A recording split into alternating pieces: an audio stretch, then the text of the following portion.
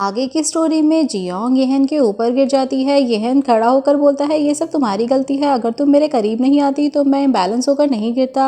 वो तभी नोटिस करता है जियोंग के हाथ पर चोट लग गई होती है। वो बोलता है जल्दी से डॉक्टर के पास चलो। जियोंग बोलती है कोई बात नहीं, ऐसी चोटें तो किचन में लगती रहती है। फिर येहन पूछता है क्या तुम सच में ठीक हो। जियोंग बोलती है आज मैं बहुत खुश हूँ, तुमने मुझे मेरा बैग लौटा दिया, अब मैं वापस घर जा पाऊंगी। जियोंग जैसे ही अपना बैग चेक करती है बट उसके अंदर तो सारा सामान होता है सिवाय उस बुक के। जियोंग पूछती है तुम्हें ये बैग किसने दिया। येहन बताता है ये बैग तो मुझे सोंगजे ने दिया है। सोंगजे से जब पूछा जाता है वो बोलता है इस बैग में तो कोई बुक थी ही नहीं।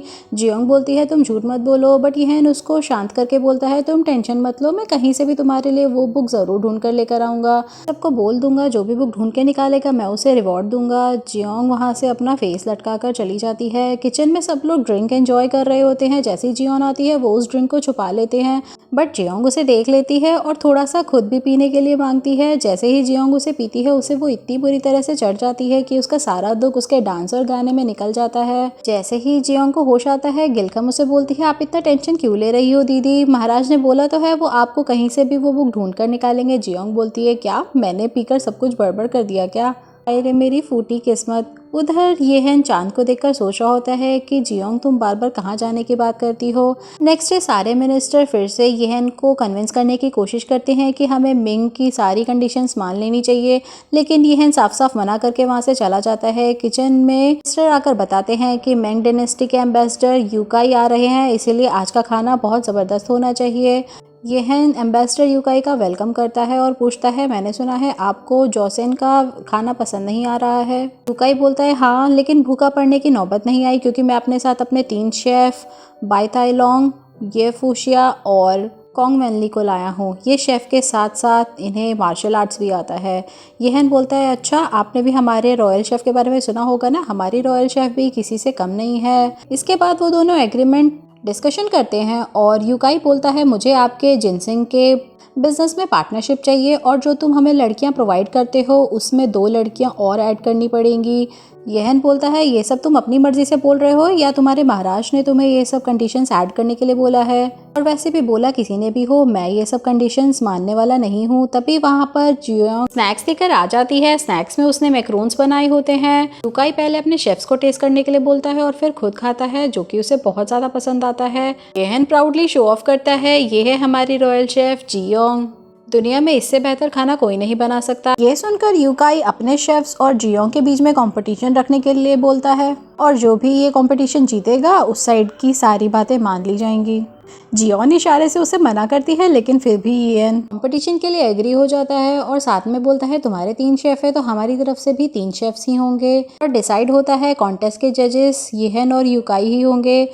जियोंग येहन से रॉयल गार्डन में मिलती है और कहती है तुमने इस कंपटीशन के लिए हाँ क्यों बोला। येहन बोलता है तुमने ही तो 3 का इशारा किया था। जियोंग बोलती है मैं तुम्हें मना कर रही थी, मैंने कब तुम्हें 3 का इशारा किया।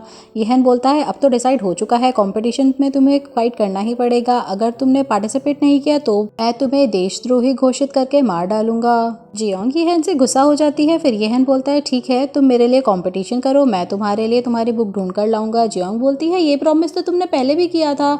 येहन बोलता है इस बार पक्का वाला प्रॉमिस, मैं कहीं से भी तुम्हें तुम्हारी बुक ढूंढ के जरूर ला कर दूंगा। सीनियर मिनिस्टर राजमाता को जाकर कॉन्टेस्ट के बारे में बताता है। राजमाता बोलती है अब मुझे ही कुछ करना पड़ेगा, यूकाई को शायद मेरे रिलेशन के बारे में नहीं पता, मैं मिंग की रिलेटिव हूँ।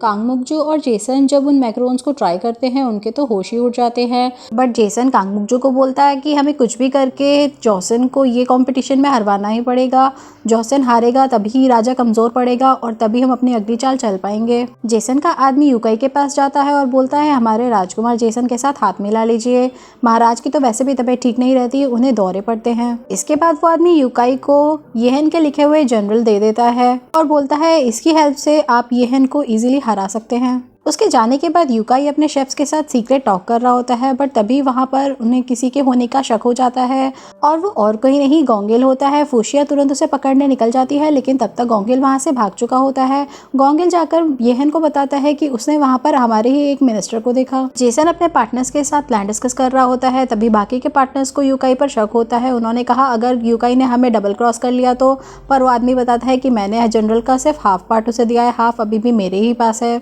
जेसन बोलता है अब मंजिल दूर नहीं, हम सब अपने मकसद में जरूर कामयाब होंगे। कांगमुक जो शेफ मैंग को अपने पास बुलाती है और कहती है मैं जानती हूँ तुम रॉयल शेफ बनने के लिए कितने डेस्परेट हो। मैंग बोलता है आप चिंता मत कीजिए, मैं कंपटीशन में अपना बेस्ट दूंगा, लेकिन कांगमुक जू से बोलती है कि तुम्हें जीतने की नहीं हारने की तैयारी करनी है। ये सुन के मैंग तो शॉक्ड ही हो जाता है। किचन में मिर्ची साफ करते वक्त मैंग बोलता है आप ये जहरीली चीज हमसे क्यों साफ करवा रही हैं। जियोंग बोलती है कोई जहरीली चीज नहीं है और सबको खाकर दिखाती है। जब मैंग और इम भी उसे खाते हैं उन दोनों की तो हालत ही खराब हो जाती है। तभी जियोंग को येहन की तरफ से बुलावा आ जाता है। येहन जियोंग से पूछता है कि तुम्हारी प्रिपरेशंस कैसी चल रही हैं, क्या तुम्हें किसी चीज़ की ज़रूरत है तो मुझे बताओ, मैं तुम्हारी हेल्प करूँगा। जियोंग बताती है वैसे तो किचन में सब कुछ है लेकिन मुझे सारे इंग्रेडिएंट्स फ्रेश चाहिए और साथ में चिली को पाउडर भी कराना है और उसका पेस्ट भी बनवाना है। येहन बोलता है बाहर जाने के लिए तो तुम्हें अच्छे से रेडी होना पड़ेगा, तुम ये रॉयल शेफ के कपड़ों में बाहर नहीं जा सकती। और फिर उसे बहुत सारे ड्रेसेस ट्राई करवाता है और बहुत सारी ड्रेसेस ट्राई करने के बाद फाइनली येहन को एक ड्रेस पसंद आ ही जाता है जिसमें जियोंग बहुत ज़्यादा सुंदर लग रही थी। फिर जियोंग येहन के साथ मार्केट चली जाती है। वहाँ पर उसे एक हैंगिंग चार्म पसंद आता है बट क्योंकि वो बहुत महंगा था इसीलिए वो उसे नहीं खरीद पाती और वापस रख देती है। फिर जियोंग मिर्ची पीसने वाली शॉप पर पहुँच जाती है। येहन उसे बोलता है तुम यहाँ पर अपना काम करवाओ, मुझे भी मार्केट में कुछ काम है, और उसे पैसे देकर चला जाता है। असल में येहन को मार्केट में कोई काम नहीं होता है, उसे तो जियोंग के लिए बहुत सारी शॉपिंग करनी थी। जियोंग मिर्ची पिसवा कर येहन का वेट कर रही होती है बट वो सोचती है तब तक मैं थोड़ा मार्केट घूम लेती हूँ। तभी वहाँ पर येहन आ जाता है। वो जियोंग का वेट ही कर रहा होता है तभी वहाँ पर जोरों की आंधी और बारिश आ जाती है। किचन में मिर्चियों को संभालते हुए गोंगिल के पास यूफुशिया आ जाती है और वो एक मिर्ची उठाकर अपने साथ ले जाती है। किचन में अंदर आकर वो बाकी शेफ्स की इंसल्ट करती है, कहती है तुम्हें तो चॉपिंग करना भी नहीं आता, जिससे सारे शेफ्स ऑफेंड हो जाते हैं और फिर उन सबके बीच में एक चॉपिंग कंपटीशन होता है। और मार्केट में जियोंग येहन को फूलों के साथ आती नजर आती है। जियोंग बताती है ये मैं तुम्हारे लिए लेकर आई हूँ। तभी वहाँ पर एक लॉरी वाला आ जाता है, उससे बचाते हुए येहन जियोंग को अपनी तरफ खींच लेता है और यहाँ दोनों एक रोमांटिक स्टेयर शेयर करते हैं। जियोंग देखती है उसके सारे फूल नीचे गिर गए होते हैं। येहन बोलता है इन्हें छोड़ो, मैं कभी भी नीचे गिरी हुई चीजें नहीं उठाता, पर जियोंग येहन की एक नहीं सुनती। फिर येहन भी जाकर जियोंग के साथ उन फ्लावर्स को पिक करने लग जाता है। फिर महल पहुंचकर येहन जियोंग को उसका हैंगिंग चार्म गिफ्ट करता है। जियोंग तो देखकर शॉक हो जाती है और सोचती है इसने ये भी नोटिस कर लिया था। येहन जियोंग को सॉरी बोलता है बिना उससे पूछे कंपटीशन रखने के लिए और मार्केट से लाए सारे गिफ्ट्स उसे देखकर अंदर चला जाता है। येहन जियोंग के दिए हुए फ्लावर्स को वास में लगाता है और स्माइल करता है। जियोंग जैसे ही किचन में एंटर करती है उसकी टक्कर फुशिया से हो जाती है। फुशिया बोलती है अंदर जाओ, तुम्हारे लिए एक सरप्राइज है।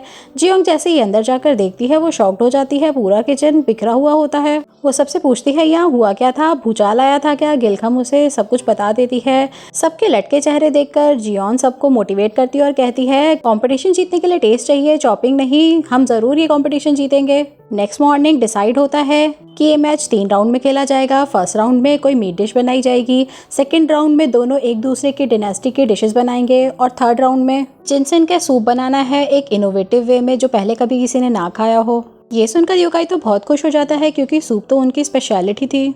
इसके बाद डिसाइड होता है अगर जोसेन जीता तो मिंग उन्हें ज़्यादा से ज़्यादा शुगर केन और फ्लावर प्रोवाइड करवाएंगे और अगर मिंग जीते तो वो जोसेन का आधा जिनसेन और साथ ही में एक्स्ट्रा लड़कियां भी लेंगे। इसके बाद सारे शेफ एक दूसरे को ग्रीट करते हैं। जियोंग फुशिया को बोलती है कल तुम अपना नाइफ मेरी किचन में भूल आई थी, मैंने वो वापस कर दिया है। फुशिया जाकर देखती है जियोंग ने उस नाइफ को पूरा खराब कर दिया था, लेकिन बायतांगलोंग बोलता है विनर तो हम ही बनेंगे। जियोंग अपना नाइफ साफ कर रही होती है और यहीं पर इस एपिसोड का एंड हो जाता है।